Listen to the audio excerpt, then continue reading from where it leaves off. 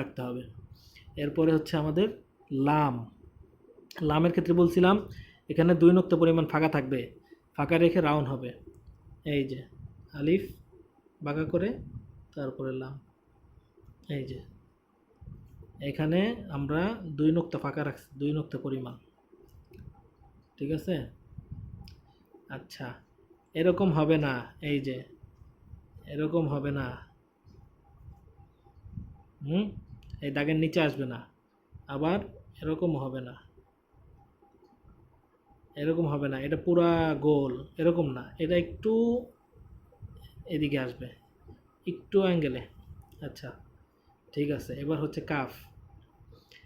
এই যে বাঁকা একটা আলিফ, তারপর 1 নক্তা পরিমাণ ফাঁকা দিয়ে আমরা এই যে এইটা নিশানা, এখানে এটা নিশানা, এদিকে যাবে, এই যে গেল, এবার নিচে আসবে, এরপরে বামে। এই হলো কাফ।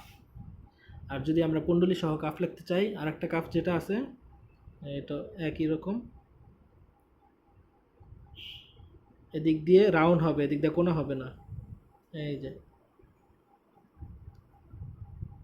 ঠিক আছে, এদিক দিয়ে যাতে এই যে এরকম কোনা না হয়, এরকম কোনা যাতে না হয়, এটা হবে না, কোনা হবে না।